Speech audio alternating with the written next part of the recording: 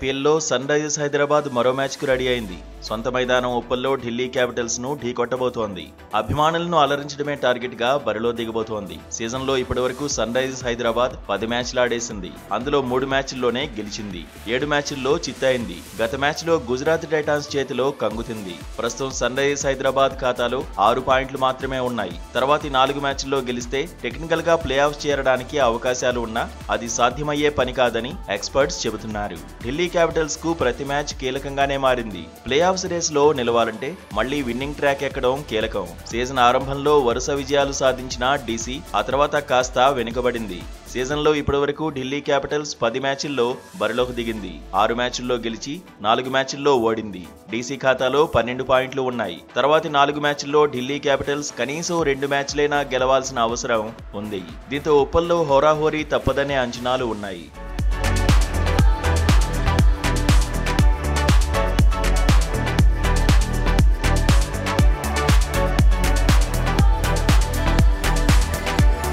పేపర్పై చూడడానికి sun Risers Hyderabad బలంగానే ఉంది. కానీ అంచనాలకు తగినట్టుగా రాణించలేకపోతోంది. ట్రావిస్ హెడ్ నిలకడగా రాణించలేకపోతున్నాడు.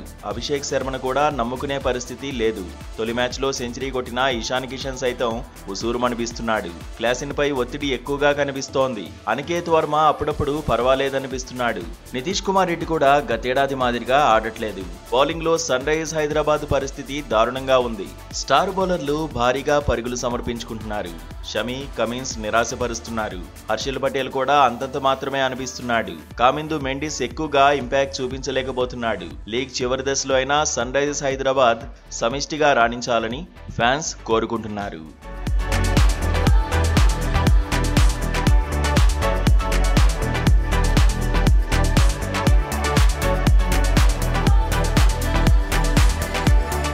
డీసీకి ఫాఫ్ డు ప్లెసిస్ కీలకంగా నిలుస్తున్నాడు. అయితే ఢిల్లీ క్యాపిటల్స్ బ్యాటింగ్ లో నిలకడ కనిపించడం లేదు. తొలి మ్యాచ్ లో మాదిరిగా కరుణ్ నాయర్ మళ్లీ మెరుపులు మెరిపించడం లేదు.